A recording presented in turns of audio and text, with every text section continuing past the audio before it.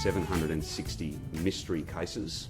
They are active cases where we cannot trace back the source of that person's infection, either who they got it from or where or how. Those mysteries, that community transmission, is in many respects our biggest challenge, and the reason why we need to move to a different set of rules. If you've got that many cases, and they're not just in metropolitan Melbourne, they are in fact in regional Victoria as well. If you've got that many cases of community transmission, then you must assume that you have even more, and on that basis you can no longer be confident that you've got a precise understanding of how much virus is there. Therefore you've got to err on the side of caution and go further and go harder. Can I just, by way of introduction to these new rules as well, just make a point? The current strategy has avoided our hospital system being completely overwhelmed. The current rules have avoided thousands and thousands of cases each day, and then thousands of people in hospital and many more tragedies than we have seen. But it is not working fast enough, and there are a number of different reasons for that. But after a lot of hard work, a lot of detailed analysis, our public health experts, as well as them speaking with their federal counterparts, and I'm sure some interstate colleagues as well, they provided advice to me that simply says if we were to pursue this strategy with a view to driving down numbers to a very low level, a containable level where we could reopen, it would likely be the end of the year before we were able to reopen. That's a 6-month strategy that is simply not going to work. Therefore we have to do more, and we have to do more right now. So, following that detailed advice, I've made a number of decisions and I want to run through those for you. First of all, from 6 p.m. tonight, I'm declaring a state of disaster across Victoria. This will be in addition to the state of emergency that has operated throughout. This means that police and others have additional powers. We can suspend various acts of the Parliament. We can make sure that we get the job done, and there's no question about the enforceability and the way in which new rules will operate. Beyond that, I have a new series of stage 4 restrictions to announce, and I'll do Metro Melbourne first, and then I'll go to the impacts for regional Victoria. So that state of disaster is from 6 p.m. tonight. Beyond that, the stay-at-home restrictions for Metro Melbourne will be enhanced. There will be additional limits to the 4 reasons to leave home. You will no longer be able to leave home or go any further away from your home than a 5-kilometre radius. You will not be able to be at any point more than 5 kilometres away from your home for the purposes of shopping for what you need. Only one person will be able to go shopping once per day, and they will need to secure the goods and services that are what you need within a 5-kilometre radius. In terms of exercise, recreational activity is now no longer allowed. You will be allowed to have 1 hour of exercise no further than 5 kilometres from your home. That means it's fresh air, it's a jog, it's a walk, it's in your local neighbourhood, it is staying close to home or in your home, and there will no longer be able to be any groups bigger than 2, regardless of whether they are from your family or someone else. Now, there will be common sense exemptions for children who are being cared for and can't be left at home, things of that nature. But ultimately, when it comes to shopping, one person goes out once a day and stays close to home within 5 k's. When it comes to exercise, it's no longer 3 sets of tennis or a game of golf or any of that. It is staying close to home and only once per day and only one person. That is really very, very important as well. The whole issue of 1 hour really puts beyond doubt some of those recreational activities anyway, because you simply wouldn't be able to conduct some of those things in an hour. Ultimately, all of these changes are about limiting movement. All of these changes are about limiting the number of people that we come in contact with. Daily exercise is just that. It's an opportunity to get some exercise. It is not an opportunity to live our lives as if this pandemic was not real and was not here and was not literally the biggest challenge we've perhaps ever faced. Just to go back to the beginning before I go on to regional Victoria as well, I just want to be clear, these changes are about making sure that we limit movement, that we have less people moving around, Today is about a series of changes that relate to how we live our lives. Tomorrow I'll make further announcements about how we work. They are two separate issues. There's a power of work being done around changes to some employment, places of work, I should say. There will be significant changes to a number of workplaces in terms of how much they're doing. Some will close. All of that is for tomorrow. I'll come back to that before I finish, just to provide some reassurance about things that will, under any scenario, remain open. The third area of change for metropolitan Melbourne is that under those state of disaster provisions, from 8 p.m. tonight, a curfew will be implemented. So there will be a curfew across metropolitan Melbourne from 8 p.m. this evening, and it will run from 8 p.m. to 5 a.m. each and every day. And the only reason to be out of your home between the hours of 8 p.m. and 5 a.m. is to get care, to give care, or to go to and from work or be at work. We can no longer have people visiting others. We can no longer have people simply out and about for no good reason whatsoever. It is not an easy decision to make, but it is the decision that is necessary, and that is why I have made it. And that's why police will be out in force, and you will be stopped, and you will be asked, and you will need to demonstrate that you are lawfully out and that you are not breaching that curfew. Going to a mate's place, going and visiting friends, being out and about for no good reason, all that will do is spread this virus, and therefore that curfew will apply from 8 p.m. Tonight. Now, moving on to regional Victoria, it is with some regret, but given the significant community transmission and the growing case numbers and the fact that we need to stay ahead of this in regional Victoria, from midnight next Wednesday, regional Victoria will move to stage 3 restrictions. That's stay at home except for the 4 reasons to leave.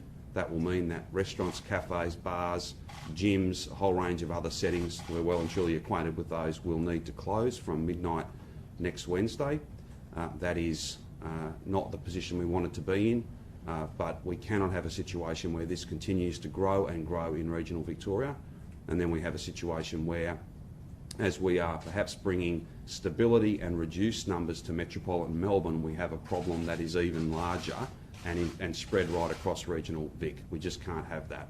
So those changes will come into effect from midnight Wednesday night. That gives all of those who are most affected, gives them some time to be able to adjust to that.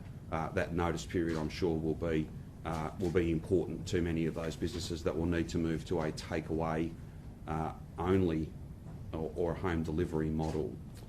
Now, tomorrow, I will have more to say about different industries, and there will be 3 categories of industries. Those that are business as usual, and I want to assure all Victorians, supermarkets, the butcher, the baker, food, beverage, groceries, those types of settings, there will be no impact there. In terms of a number of other industries, they will be reducing their total output. That'll mean there are less people working less shifts. That'll mean there is less contact, there is less seeding of this virus from workplaces back into families, and from family to family, and right throughout the Victorian community. And then there will be a 3rd category of business, and they will close. And they will move exclusively to a work from home, and if they can't work from home, then the work simply won't be done. There is a lot of detail, very complicated supply chains and other issues. They are being worked through, and I'll have further announcements to make tomorrow about that. I just again want to make the point that there's no need to be queuing up at the Coles or Woolworths. There's no need to be queuing up at those sorts of, or the local baker or butcher. They will remain open. They will remain able to provide you with the things that you need. Takeaway meals, home delivery meals, they will remain as they are now. It is essentially a whole series of large workplaces, and we will work through those in a painstaking way. We already have been for the entire weekend. That work is being finalised today, tonight, and we'll have further announcements about that tomorrow. And that won't be instantaneous. There will be some time to adjust, but that is not for today. Today is a series of restrictions that are about how we live. Tomorrow will be about a series of restrictions that relate to how we work, and that is the best way to do this. It is complex, and you're best to get it right and take the time to engage deeply with those that will be most affected. Just a couple of other matters. There will be changes to schools. So from Wednesday, we will move to flexible and remote learning for all students in all schools right across the state. So what that means for metropolitan Melbourne is the year 11s and 12s will go back to learning from home. Special schools will remain open for those who really need to be in those settings, and the children, the students of parents who are working, they will be able to go to school and be supervised, but it really will be only those that are absolutely necessary to do so. So we will be, if you like, reducing the total amount of students that are at school, and therefore the total amount of movement. In regional Victoria, they will move to remote and flexible learning for all students, but there will be, I think, larger numbers of students that are allowed to be at school because their parents are working. That economy in the regions will be functioning at a higher level, and we won't be limiting the number of students who can come and be supervised because they simply can't be supervised at home. I want to make the point, as we have consistently, that vulnerable children, children that really do need that in-school experience, they will get that. They will be supported. There will be a slight difference in terms of the numbers of students that are presenting because there's no alternative metro versus regional, but we'll try and provide every support that we can to every single student. That means tomorrow's a normal day of school.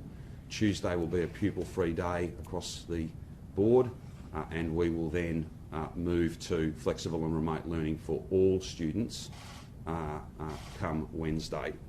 Again, that is a difficult decision, but if you think about it just from regional Victoria, that's more than 100,000 people who are not going to be moving around regional Victoria who otherwise would be. These are tough choices, but they are the decisions that I've taken because they're the decisions that will keep us safe and get us past this. We can't have a 6-month strategy. These restrictions will run for 6 weeks. So from 6 p.m. tonight, those that I've announced that are relevant to that, 6 p.m. Others from midnight Wednesday, they'll run out until the 13th of September. 6 weeks versus a slower strategy, a much, much slower strategy that takes up to 6 months. I'm not prepared to accept that. I'm not prepared to accept days and days and days of hundreds of cases and more death. These are very significant steps. They're not taken lightly. It's very challenging, but it's exactly what we have to do, and that's why I'm here before you announcing it. There are, I'm sure, many questions out of the announcements that I have made. If I can just again summarise it, from 6 p.m. tonight, you can go shopping, one person per household. You've got to be within 5 kilometres of your home.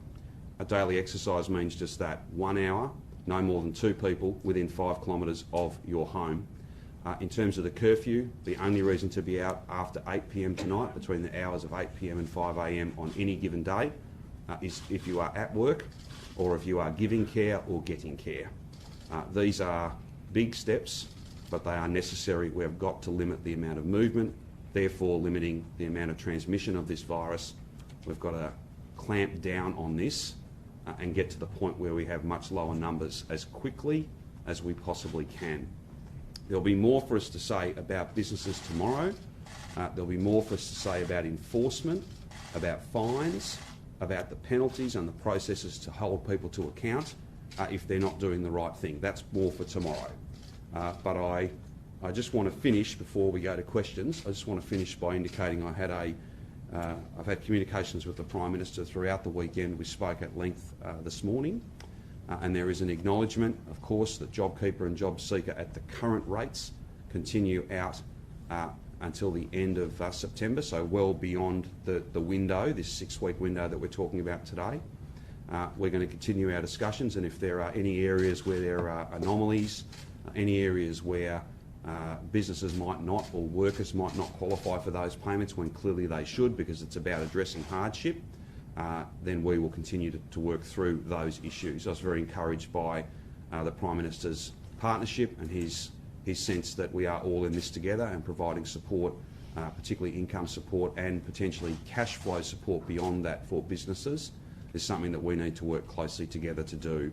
I'll have more to say in coming days about business support, noting that there is a lead-in until midnight Wednesday, I'll have more to say about the types of restrictions within the economy, types of changes to the way we work, and the types of support we will provide to all those affected.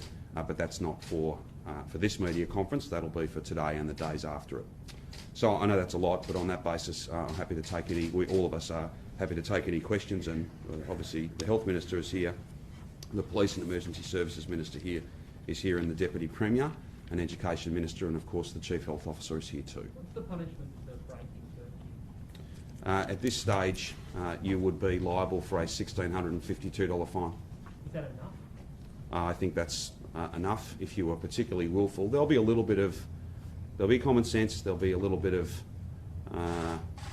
there'll be fairness, but the time for discretion, the time for accepting some of this behaviour is over. Do you think one of the reasons we're in this problem is that not enough people have complied with the rules, and is it time for tougher restrictions? Well, as I said, as I said, I'll have more to say about fines and penalties and enforcement soon. Today's not the day for that. But anyone going out and breaking that curfew, you run the risk of being caught, you run the risk of being fined, and we always reserve the right not just to fine you on the spot, but to take you to court, and then it's not $1,652, it's actually $10,000.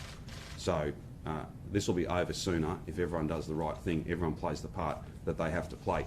Again, I know I've said it many, many times, I don't want the selfishness of some to detract from the amazing work that the vast majority of Victorians are doing. I'm deeply grateful to each of you, but these steps are the ones we have to take. These are the decisions I've made, because anything short of this will not keep us safe. Anything short of this will see this drag on for months and months and months. That is not acceptable to me. Having to stand here every day reporting more and more people dying, we need to come down on this hard. This is what this strategy is all about. We've avoided the worst case scenario. Now we have to get to that COVID normal, and we have to get there as quick as we possibly can. We heard several times last week that this kind of lockdown might not necessarily work because of the transmission that was happening in essential industries. Yeah, and that's why we'll have more to say. We'll have a couple of points. We'll have more to say about those industries and the way in which they'll have to operate. And as I said, there'll be some that can continue. There'll be some that will have to reduce the amount of work they do, the amount of output, therefore the amount of workers, and therefore the amount of risk. And then there'll be others that will close, just as other businesses have moved to working from home. That will not be easy. Today's not the day for that. We'll have all of that finalised, and we need to. There's a lot of national issues at play here as well, because obviously we have the biggest container port in the country. What gets turned off here will have a direct impact right across the nation, and indeed right across the region and the world when it comes to issues of export and the like. So it is quite a complex task, and one that we'll be able to talk to in more detail tomorrow. The other point I would make is that number of mystery cases, that number of community transmission cases has steadily grown. It is now at an unacceptably high level, and that's why the advice has changed, that if we don't take these steps, then we're just going to see more and more cases. That may mean that our strategy doesn't work at all, even if you were to wait 5 or 6 months. So when faced with that choice, more is needed. This is not enough. We need to do more. And once you get that advice, that's exactly the tough decisions that you have to make. Some of these industries, abattoirs, meatworks, they'll obviously be under increasing uncertainty today. Have you sort of finalised the decisions on which industries will be shut down? No, there's still further work going on, and that will be concluded as soon as it possibly can be. As I just said, it's not as simple a task as it might seem. There are very detailed supply chains. There is a good deal of complexity to this issue. It is better to take a little bit longer to get it right. These changes won't come into effect until Wednesday at the earliest. So on that basis, we do have a little bit more time to engage to make sure that we've got it as close to right as it can ever be. There'll always be grey areas. There will always be challenges as we go in the days after we make these announcements. But getting this right is really important to us, and that's why we're engaged with the Commonwealth Government, with the National Coordination Mechanism, with the Department of Prime Minister and Cabinet, all of our government departments. It's an important process to make sure everyone has a line of sight and knows what the implications of each and every decision we make are. This lockdown ends on September 13 or 14. Firstly, do you envisage that we'll go back to stage 3 restrictions then? And secondly, how likely is it that we could get on top of that sooner? Well, 6 weeks is the time that is necessary. If everyone plays their part, then there is some prospect that we could achieve our outcome before then, but I'm not making any commitments on that.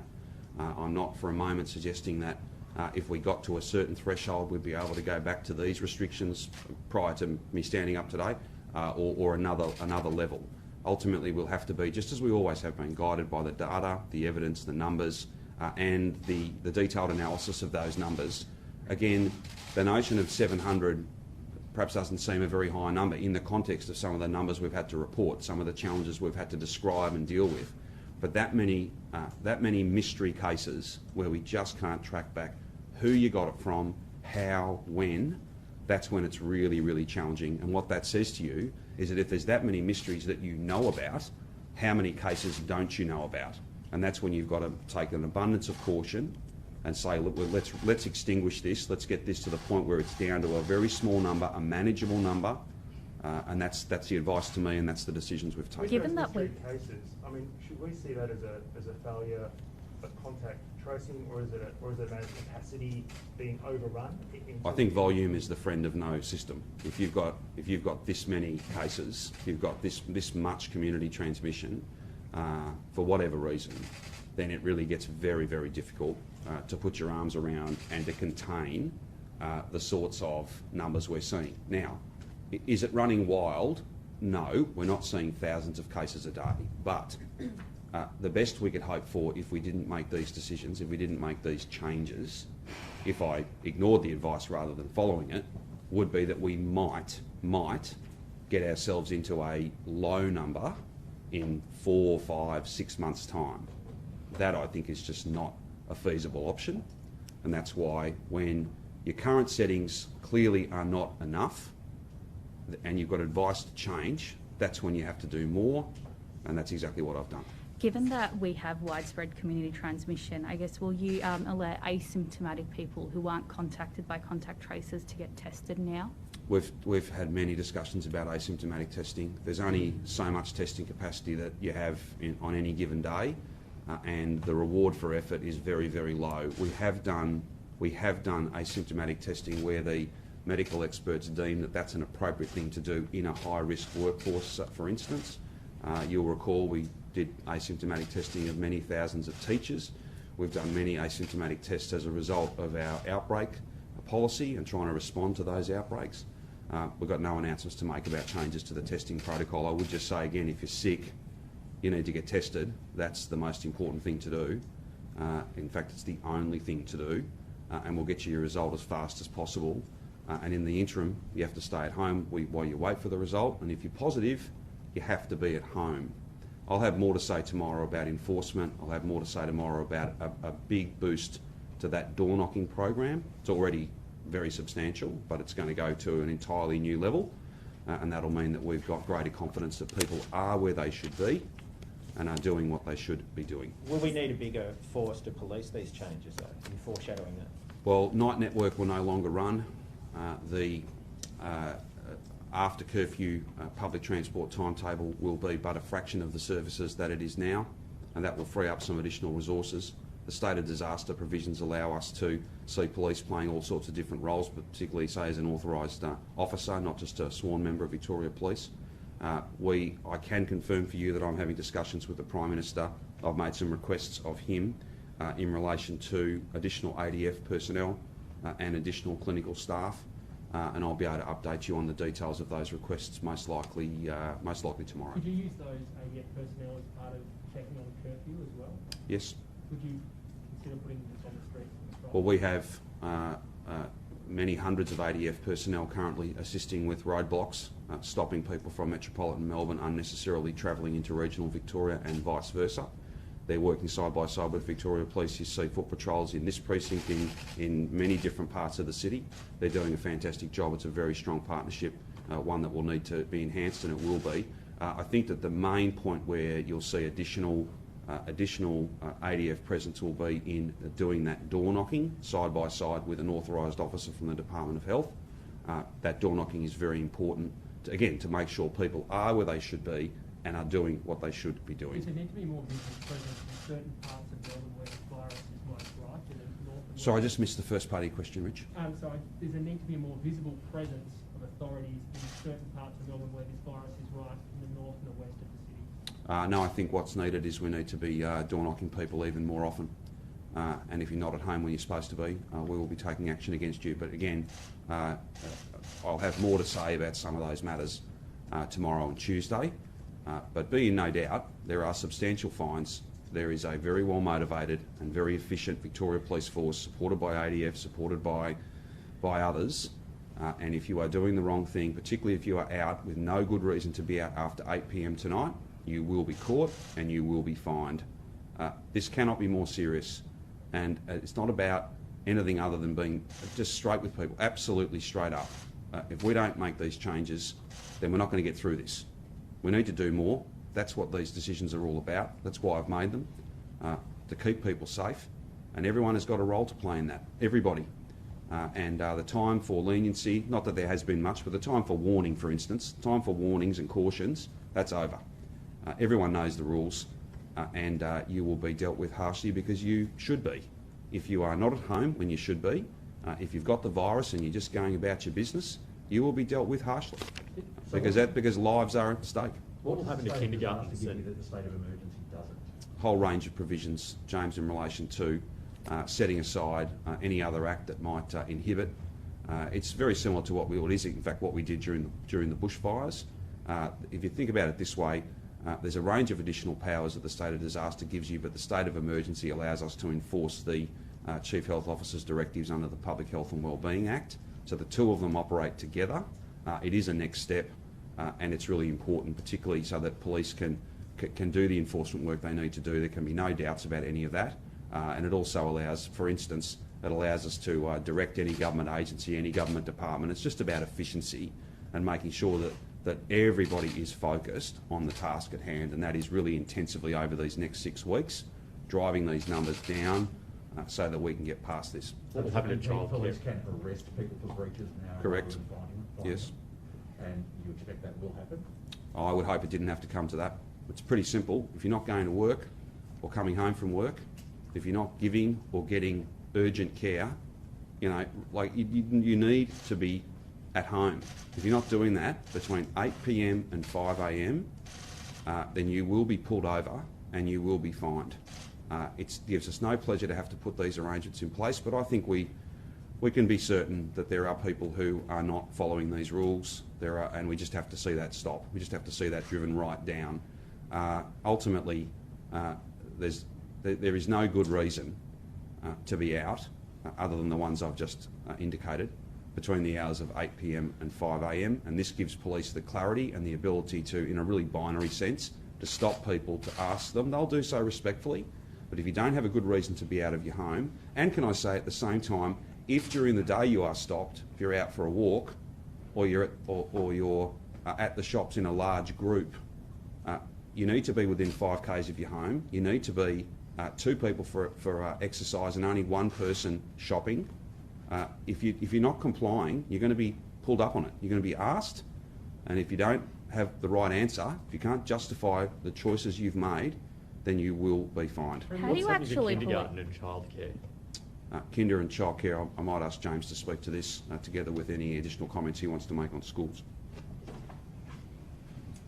Thanks, Premier. So in regards to kindergarten and childcare, for Melbourne, we moved to stage 4. So that means for the first time in our early childhood settings, the only children who will be attending on site will be children of workers in those defined industries or very vulnerable children.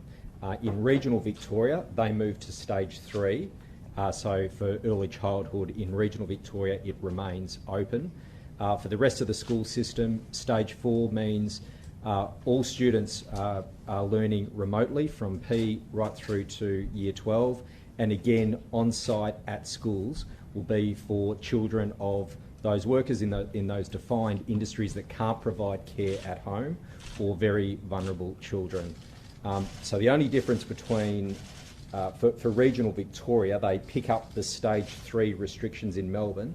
The only difference will be for VCE and VCAL students. So year 11 and 12 in regional Victoria they will also be learning remotely, and that's because we want to keep some consistency and a level playing field for all students across year 11 and 12. So those students will be learning remotely.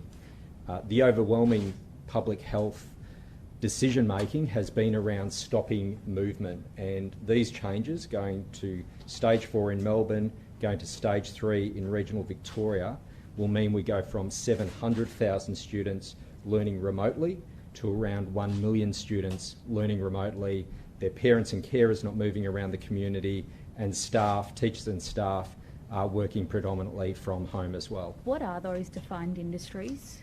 Well, as the Premier indicated, we'll have more to say about this tomorrow. There's significant work happening right now, so we'll make those announcements tomorrow. Are there concerns that Victorian or VCE students will fall behind counterparts in other states? Look, it's a really important question, and remote learning is hard on everyone, from our magnificent teachers and staff to parents at home, to most importantly our students. But we've been really, really conscious of the impact of every decision we've been making in regards to Year 12 students. For our Year 12 students, this is a year like no other, and we need to support them every step of the way. So the first decision we made was making sure that we align Year 12, Year 11 and 12 across the state, so all students are on the same level playing field. The 6-week period that the Premier has announced today, that effectively takes us through to the end of Term 3.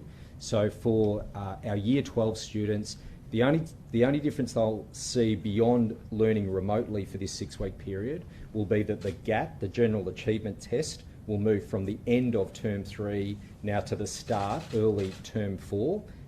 In terms of the VCE exams that we've set in place, those dates will not change. So the exams finish by the 2nd of December.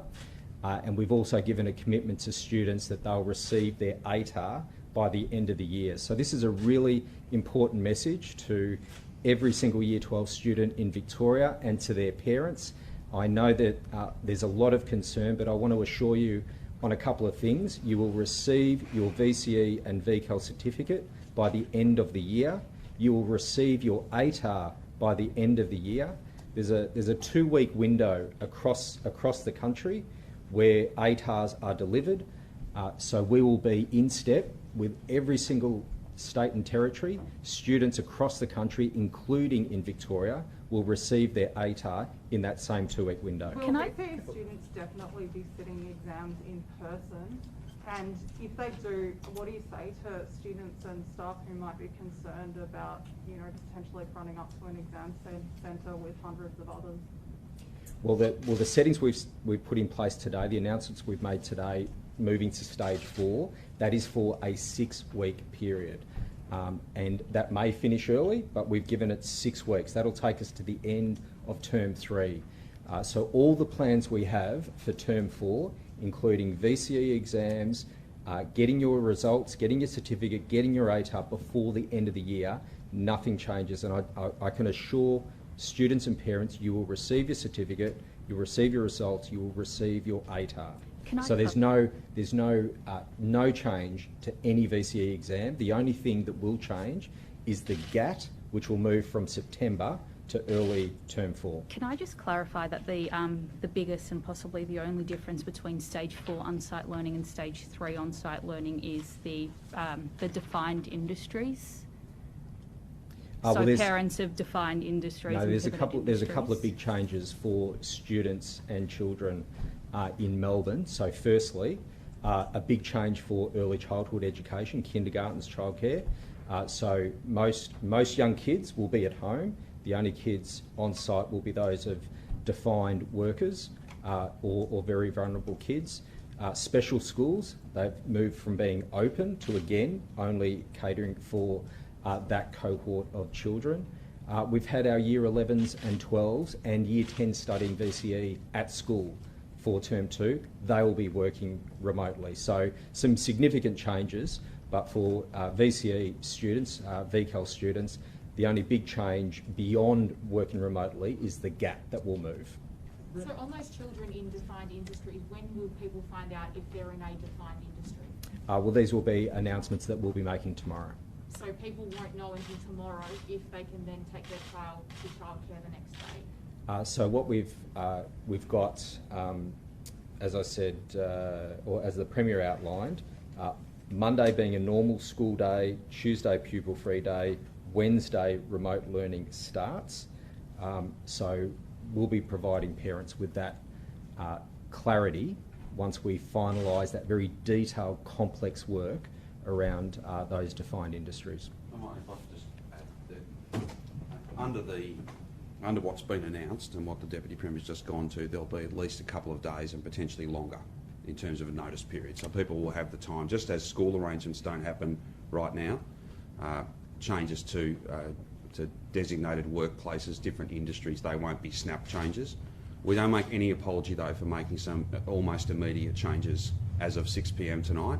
We've got to pull up this movement. We've got to stop people doing the wrong thing. The curfew is a big step, but it's the appropriate one to take, and we're not waiting 2 or 3 days to do that. That's from 8 p.m. tonight, and it'll be 8 p.m. to 5 a.m. every night for the next 6 weeks. Can I just ask about those defined industries? Well, why don't you clarify 2 things first, and then we'll come to Chip. Can I just clarify 2 things? The 8 p.m. curfew, does that mean supermarkets will be closed at 8 o'clock all across the board in Melbourne? And the second thing, the intimate partners, is that rule still applies? You can still visit Yes. your partner no matter how far? So those exemptions around intimate partners, shared custody arrangements, those exemptions, that common sense framework, that is unchanged. In terms of supermarkets, their opening hours are a matter for them. There may be people working there still, but there is no reason for anyone to be, and many of these settings are already closed, there's simply no reason for people to be out after 8 o'clock shopping. You should be, one person from your household should be going out once a day, and I don't think it's too much to ask that that happens at another time, not between the hours of 8 p.m. and 5 a.m. The question Go on the Chip. industries, it's more about to give people a sense of what's coming tomorrow. Yes. Tell us a little bit about your thinking.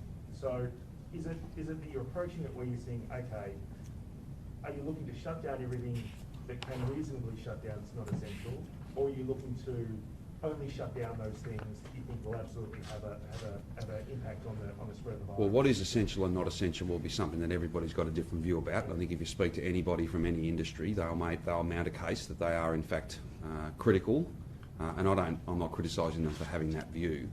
But if we have everybody who argues the case that they're critical staying open, then we'll have nothing being closed, and we'll continue to see big transmission numbers coming out of too many people moving too often, going to work. There are food, medical, those sorts of things. As I said before, there'll be no changes there, but there are going to have to be some other industries. And again, this is not coming into effect tomorrow. It'll come into effect in the middle of the week, maybe even a little bit later, and we will give people plenty of time, plenty of notice. But it was appropriate to at least talk about the fact that this is coming.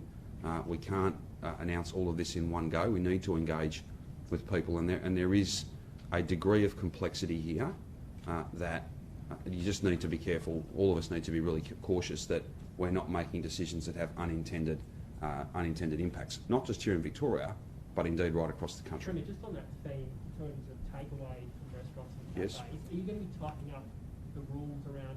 Often see people go to a cafe, get a takeaway, and then mill out the front. Is that something that you're going to be targeting? Well, there are rules around distancing, and we will be, I wouldn't say targeting, but there will be a general enhancement to enforcement, monitoring. There'll be many more people out. They're doing a fantastic job now, but there will be an even greater effort from all of those in those positions of authority, all those people who are out there enforcing the rules, and not just Victoria Police but others, to make sure that each and every person is doing exactly as they should. And that's principally to play your part. That's what the vast majority are doing. There are some people who aren't. We've got to stop that. We've got to drive that bad behaviour right down. We've got to make sure that we're all making good choices and that we're all contributing to getting past this rather than contributing to more virus and this thing going on for much longer than it otherwise would. And just on that theme, Takeaways, that'll be a 5-kilometre rule as well. Correct. and just Will on Parliament still be sitting? You cannot be out of your home. You cannot be out of your home for the purposes of exercise or shopping for the things you need and be more than 5 kilometres from your home. Stay at home means just that. Stay at home, and when you are out of home, you must be close to home. You cannot be going from one side of Melbourne to the other. You can't be going out in large groups. You can't be spending prolonged periods of time away from home with other people. We have cases where people in neighbouring streets who have never met each other and have never had any connection or any interaction, and they both have the virus. They're both mystery cases. They've picked it up somewhere in their local community. So that's what we're up against here. And if we're going to drive those community transmission, those mystery case numbers down, and deal with less outbreaks and ultimately get this back to a much, much smaller number, then we have to limit movement. And I know that's inconvenient. I know that everyone would love not to be where we're at. But this is the reality that we face, and these are the decisions that I've made, and we have to make them because that's the only way to keep people safe and get beyond this as fast as possible. Will Who's running this Parliament still be operationally, sitting on Brendan? Tuesday? Is this Andrew Crisp? Is it Chief Commissioner, Secretary of the Health Department? Where are the lines? There are a number of different functions that are assigned to different agencies. The state commanders, state controllers, if you like, for different elements of the pandemic response. But ultimately, all of those people work in an absolutely coordinated way. A state of disaster allows us to, gives us some additional powers, but each of the people you've just mentioned and many more are all working together very closely, and the organisational structure, which has changed over time, because the challenge has changed over time. You can't have a static response to a really dynamic problem, and that's exactly what this is. Over the last 6 months, we've had, some systemic failures, but it's proven that some people just can't be trusted with their movements and with staying home. At the start it was returned travellers not isolating when they were meant to, and that's why the hotel quarantine program was actually working. And when we had the public housing lockdown, those numbers or outbreaks connected to those facilities haven't been rising exponentially over the last few weeks.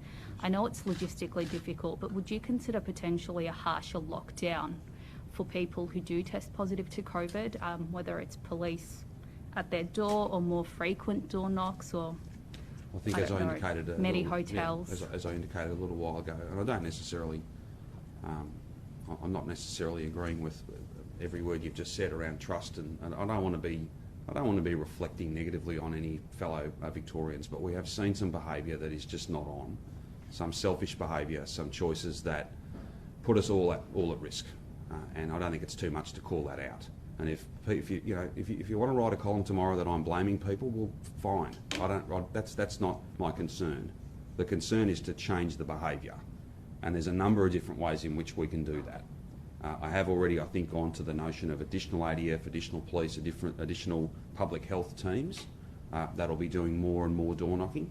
That just means that people are taking it's much more likely that if you take the gamble to not be where you should be, that you will be found out and you will be fined. And as I said, we've always reserved the right for those who are the most flagrant breaches of these rules, breakers of these rules, to take it through the courts and have the much bigger fine, not the smaller on-the-spot fine. Although $1,652 is not a small amount of money, and you can be fined multiple times. So I'll have more to say, Samaya. I understand the point you're making, and I'll have more to say about door knocking particularly, because I think that's going to be it is already a big and important feature of our response, but it needs to grow. And that's exactly what I'll be talking about. Just before we move on, and to clarify, what about hotels? Is that logistically possible? Quarantining positive tests in hotels? We have some people that are in hotels for the purposes of trying to keep other members of the family safe, where it was not deemed appropriate for them to stay in their home. A number of those are public housing tower residents. We've got Hotels for Heroes program. Obviously, that's much more about keeping health staff, keeping them well and keeping them safe and keeping their household safe. And there's lots of, I think people well and truly understand how that works. I'm not here to announce any other hotel type arrangements. It's perfectly fine for people to isolate at home. They just have to do it. And I've got a message for anybody who isn't. There's lots of door knocking going on, and there's going to be even more going on. And if you're caught not there, then that's going to be a really significant issue for you, because everything's at stake here. everything is at stake. And if we don't drive these case numbers down just by everyone playing their part, there's thousands of people, doctors, nurses, AMBOs, the whole hospital team, public health team, thousands of people that are doing their job and working hard and doing everything they possibly can. And every Victorian has to join them in that effort by playing their part. That's the only way we'll get to the other side of this. Brett, can we just ask you what you're hoping to achieve out of the next 6 weeks? Is this going to be enough? Like, can you guarantee these measures will be enough to, I guess, put a lid on this? And what would have happened if you hadn't taken these measures? Yeah, I'm certainly hoping that this will make a significant difference to how much transmission is occurring. It's a very significant step up, and these are very broad and deep measures. So I can absolutely see cases decreasing. But in terms of a guarantee, government, public service can no more make a guarantee, because it's our collective responsibility to address this. We've talked about the fact that behaviours have to change profoundly. They have to change across the board. And so it's one thing to have communication engagement, it's another thing to have policy settings, it's another thing to have public health directions and new laws, state of disaster coming into force. But people have to go with those new directions with a genuine commitment and a genuine understanding that it's everyone's responsibility and that it will fail if a proportion of the population don't take it seriously, or if we think that it's for a couple of days but not for the next 6 weeks in full. It is a huge step up, and it's not an easy task, but it's a collective responsibility. And so yes, I absolutely hope that we can change the direction. We know that stage 3 worked in the sense that the curve was genuinely flattening. There are estimates that 20,000 cases have been averted over the period since stage 3 restrictions have been in place, but it wasn't enough. And to look at the numbers every day through the lens of a healthcare worker, you could not tolerate 500 cases day in, day out, a dozen deaths day in, day out, a number of new outbreaks, a number of new nursing home residents infected. That is intolerable. So numbers absolutely have to change, but it's for everyone to play their role in doing that. Is 6 weeks enough? I hope 6 weeks is enough. Again, it is entirely contingent on everyone in Victoria to make sure that it is enough. If we do the things that we know work, to test, to isolate, to have our close contacts quarantined, and to follow all of these directions that we're laying out today and tomorrow, 6 weeks should absolutely be enough. But it has to have everyone's cooperation and understanding and commitment. There's no question it's challenging for people. There's no question that it's going to be impactful, but they're absolutely necessary things. And the stage 3 restrictions showed that you can shift things, but we've come up against some really significant challenges. People who aren't aware, people who aren't following the rules, workplaces who are obliging their staff to turn up when they're unwell. Those things need to change. And so all of these measures, including the compliance and enforcement in workplace settings to make sure that workplaces are doing the right thing by their employees for everyone's benefit, that all needs to come into place. Brent, with the mystery transmissions that Premier mentioned, people in the streets of parks, is that happening in particular parts of Melbourne, or is it everywhere that you're seeing this mystery transmission? Certainly community cases exist across Metro Melbourne and a few in country Victoria, not so many. They're also concentrated in the areas where transmission's been concentrated, but it is a concern that there are over 700 of those community transmission cases where we don't know where they picked it up. And in part that has been part of our deep dive, and the reflections that we've got from that is that if you only focus on the areas where you know that outbreaks have occurred and clusters are known, you will miss those other settings where transmission might occur. And we can't say for sure where they are, but we know that if we constrain those opportunities, then those community transmission cases, those mystery cases, will also diminish over time. Is there a difference between what we've been talking about up until now as community transmission and mystery cases, or are they the same thing with a better name? They're the same thing with a better name. They're genuinely mystery cases because we interview people, they can't nominate that they're a close contact of a known case. They aren't associated with known settings where outbreaks or clusters have occurred.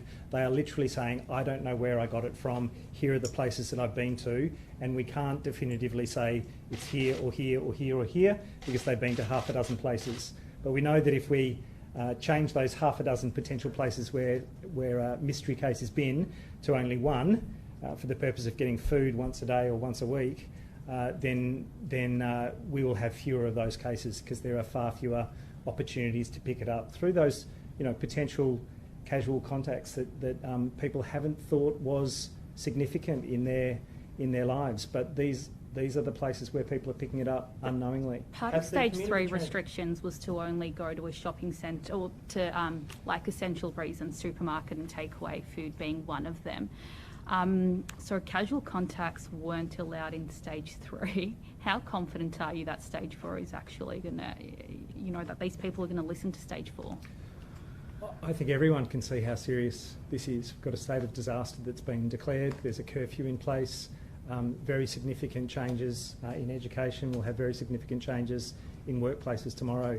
In part, there's some shock and awe here for people to genuinely understand that it's a super challenging phase that we're in.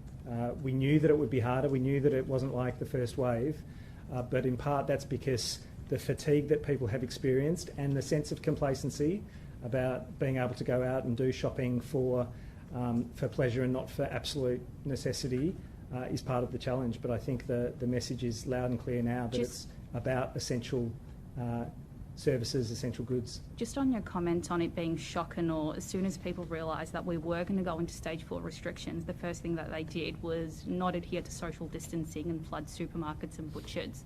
So are people actually shocked and awed in the way that you want them to be?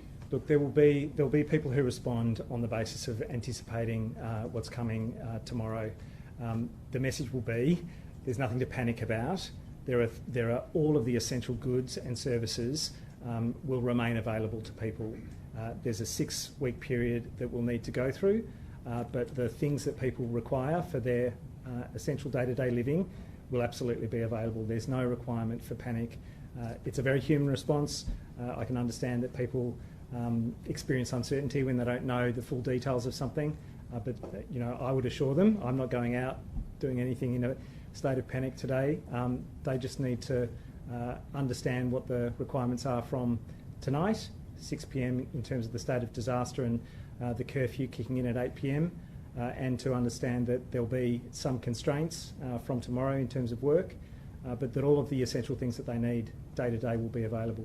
Generally speaking, what you say now about when the peak is? Well, we would hope that from this point onwards we are really suppressing transmission. So maybe we're past the peak, but the effect on the numbers from any intervention that happens today and tomorrow again will not be seen for another 7 days, but I think we're in a relatively flat period now. But again, it's intolerable to have a flat period of 500, 600, 700 cases a day. Is there, generally speaking, is there a high proportion of younger people amongst those mystery cases, and is that a sign that they've been moving around more than? Certainly, young people, 15 to 40 years of age, make up over 50% of our total cases, something like 53%. In part, our intensive care units have been protected by virtue of younger people making up such a significant proportion, but the huge numbers that we're seeing week in, week out will still show up in our health system. So we need to see those numbers through the eyes of our healthcare workers and the kind of awful fear that they have about what it means for people presenting to hospital. We need to get on top of the numbers regardless of the age groups that are affected. But yes, younger people are overrepresented in some ways, and our intensive care units have been protected by the relatively fewer numbers of people in their 60s and 70s who've contracted the virus. What about pressure on the rest of the hospital system in terms of furloughed staff versus patients coming in? How critical is the situation? It's not in a critical situation. There have been great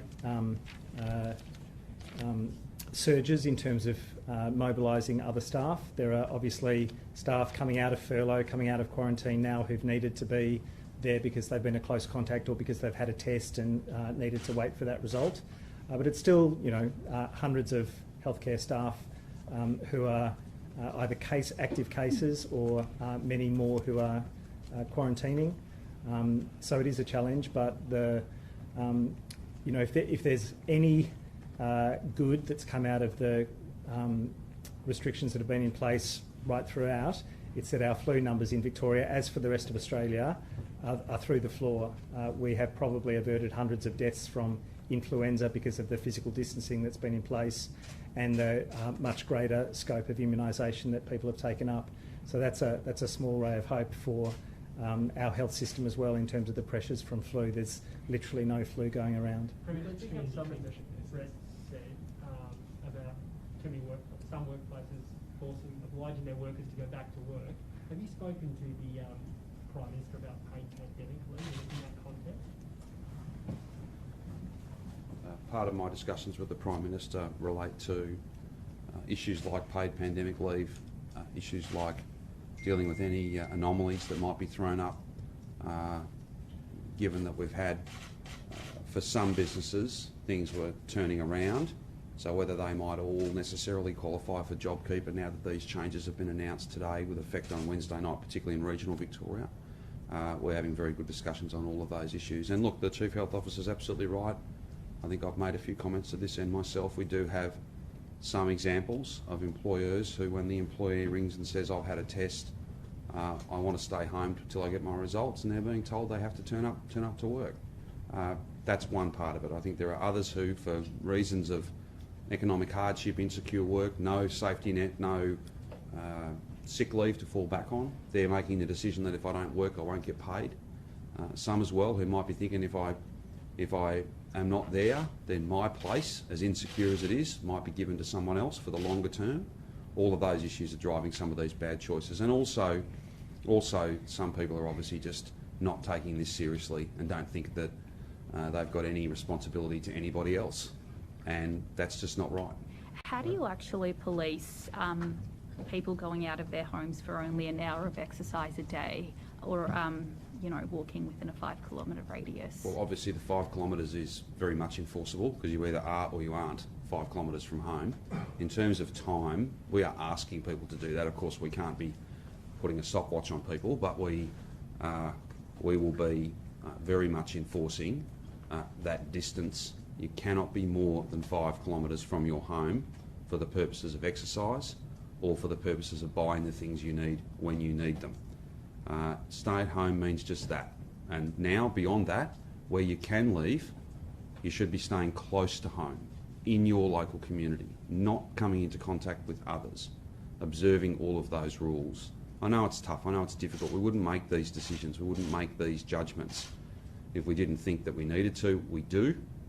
We can't have this go on for another 6 months at this level. We need to drive these numbers down, and none of us can do it on our own. None of us. All Victorians have to be part of this, and that's why these changes have been made.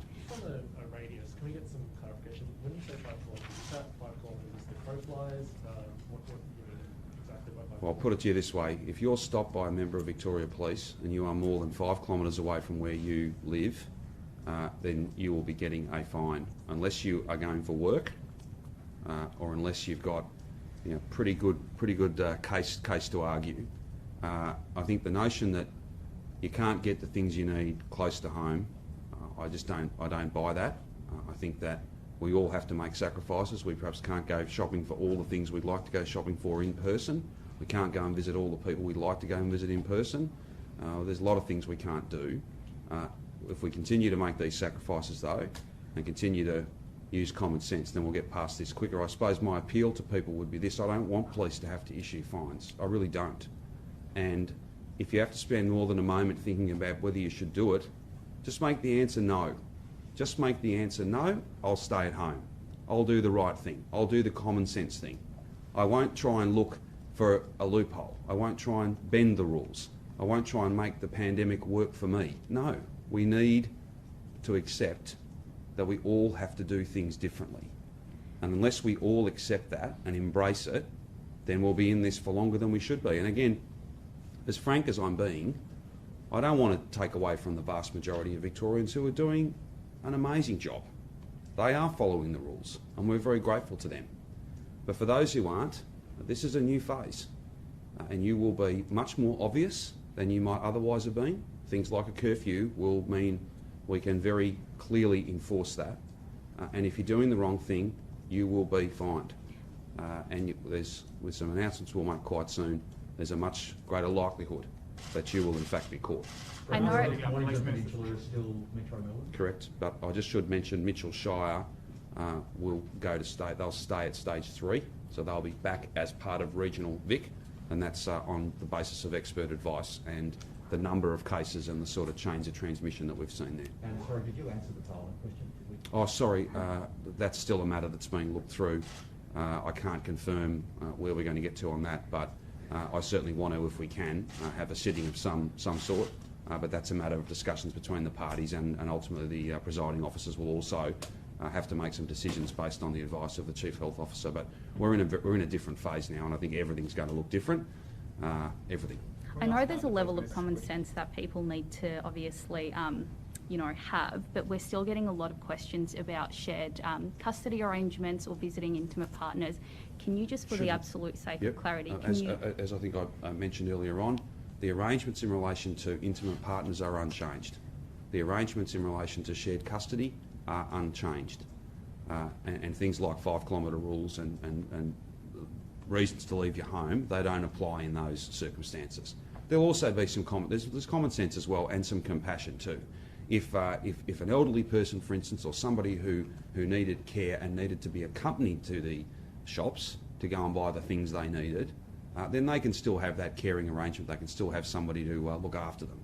If to comply with the exercise rules you'd be leaving kids at home unattended, well, of course not. You can bring any dependents with you.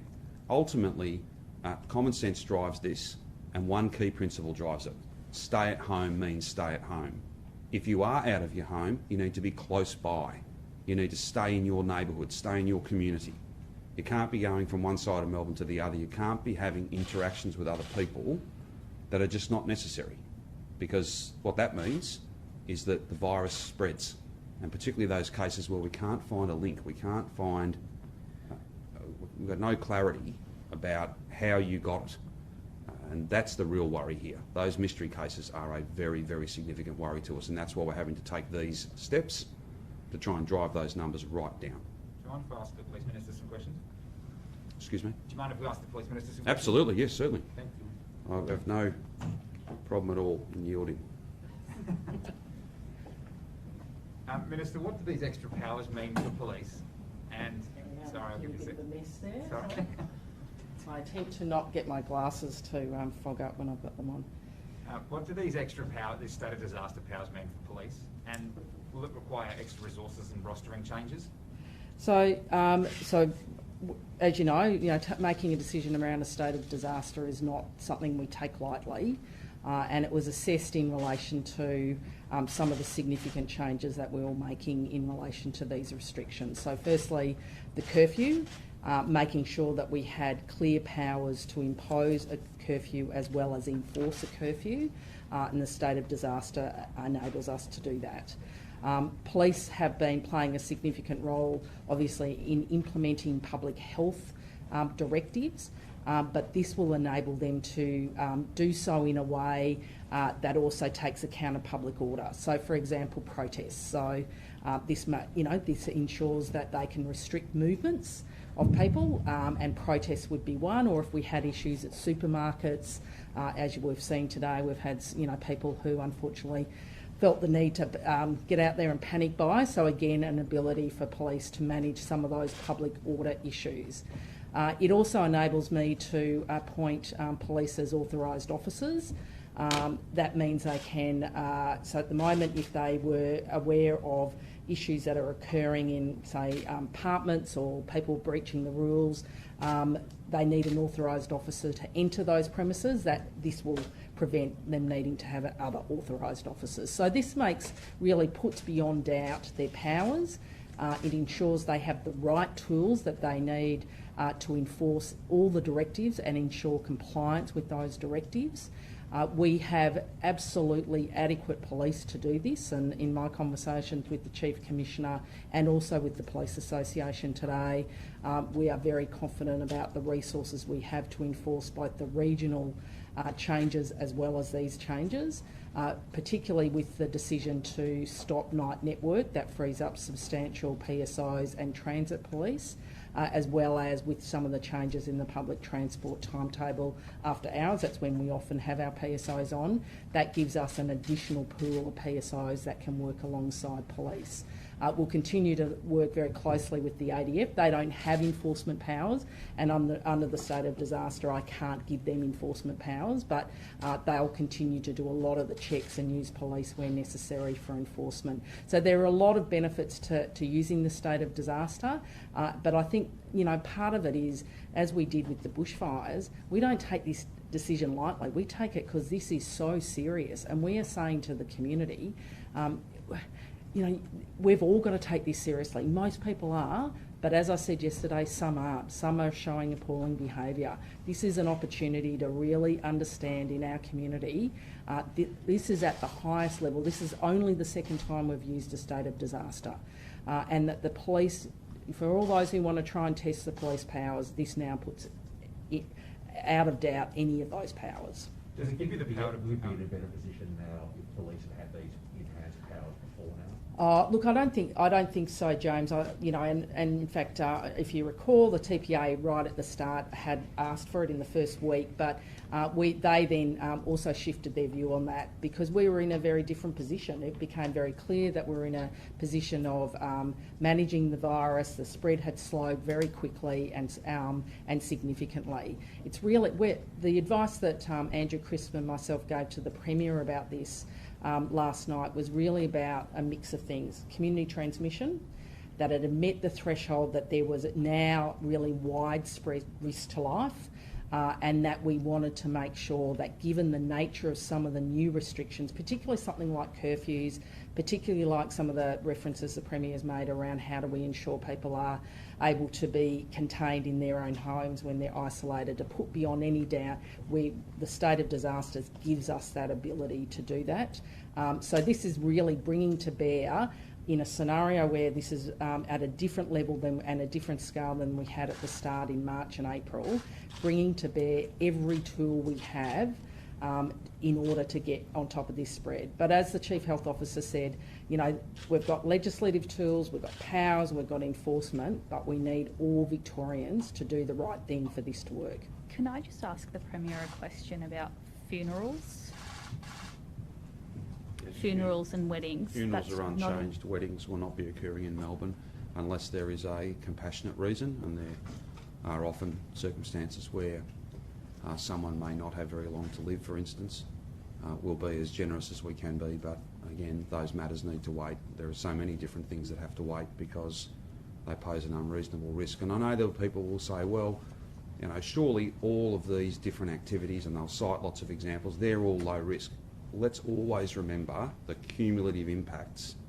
We can't have a situation where everybody mounts a case to keep going, no impact on me, no change to the things I'm doing, because in aggregate terms what that means is that you've got risk everywhere and you don't really have a set of rules. But we'll try and be as fair as we possibly can.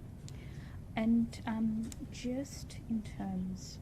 While you're thinking about that, can I make a point to you all in relation to... I'll come back to you though, Samantha. Can I make a point in relation to regions? I know people in regional Victoria, some in communities where there is very few cases, will be concerned about this stage 3. I just make this point. I'm not going to let this get into aged care in regional Victoria the way that it has into aged care in Melbourne.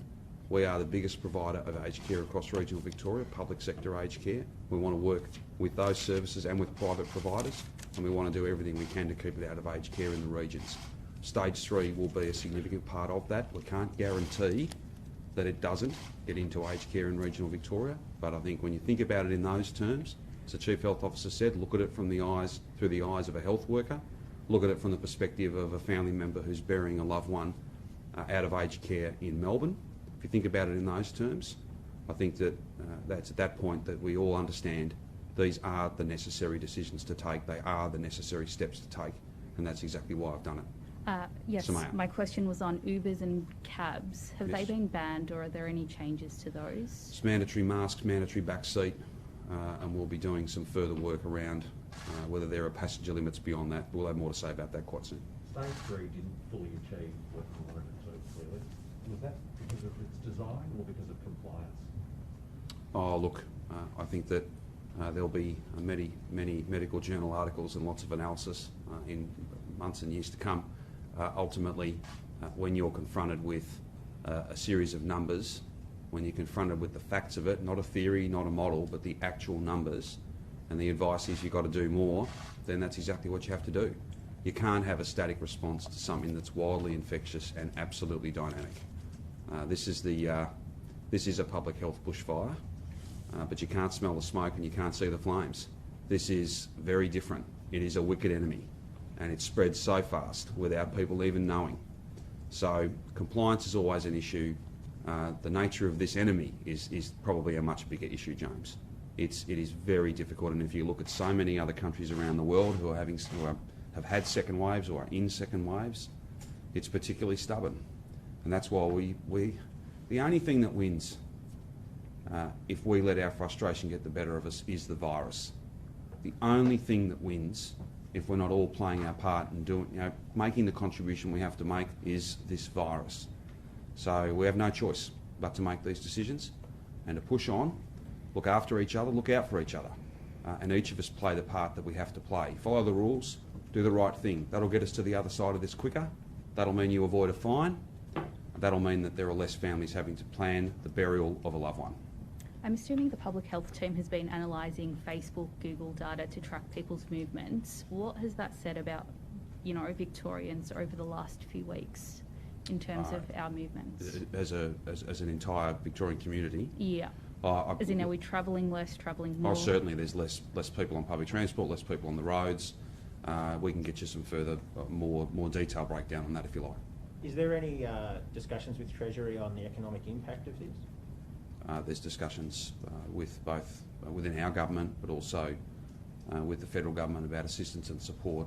We've not done any modelling because it's not a matter of having any option. This is the only option we have. These are the only choices that can be made.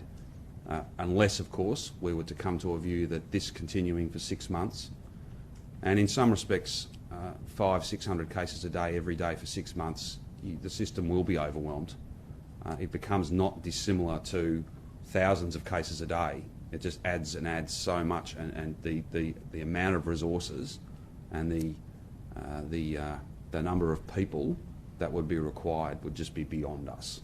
So there is no alternative. I know these are difficult decisions. This is a very difficult day.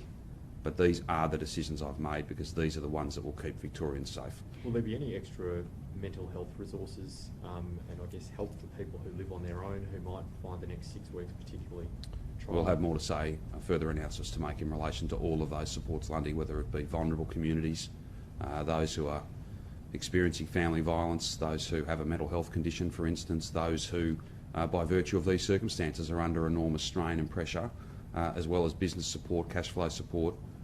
We'll have much more to say about all of those items. And I'm very pleased to say that the Commonwealth Government, I think, will join us as a partner in many of those, and that's a really very, very important thing. Why are hairdressers allowed to remain open and every other retail and beauty areas? Well, Lundy, Rich, when I come to you tomorrow with a list of industries that are opening and closed or having to reduce their hours, that's when I'll be able to talk to you about each individual setting. Can the state of disaster operate without a state of emergency being declared at the same time? Yes, it can, but we think that both operating at the same time is preferable. That's the advice we have. The conditions have been met for both of them to operate. The thresholds have been met. I suppose that's the best way to answer your question. So you could just transfer over the directions that currently sit under the state of emergency to the state of disaster and have the same effect? I don't think we would need to do that. Does the state of emergency, the provisions of the Public Health and Wellbeing Act only allow for a state of emergency for 6 months? Yes. And we're now 20 weeks. Yep. Are you going to be amending the Public Health and Wellbeing Act? If we have to make amendments to that Act, we will. And I'd be confident that that'd be considered an urgent bill and not something that any of us would play games with. We would just get on and get it done. I know you said that there aren't any hotel announcements today, but given the also widespread transmission in hospital and healthcare settings, yes, would you consider perhaps doing like a hotel for heroes for healthcare workers who haven't tested positive to COVID, but just aren't comfortable going home and potentially transmitting it to their Sure. family members? We're in constant conversation with our workforce, with unions who speak for them. I know health services are always talking to their staff, and they're always taking soundings, trying to find the best way that we can support them in the critically important work they do. So I'm not aware of any proposals to expand that, but I would note that it has expanded, it has grown over these last 4 or 5 months. If it needs to get bigger again, then of course we would. I think all of us can play a part in thanking those heroes, their courage and care, their compassion, the job they do. Let's all of us not do anything in the personal, individual choices we make. That'll mean they have to do more work. They've got to treat more patients. They've got to be exposed to more risk.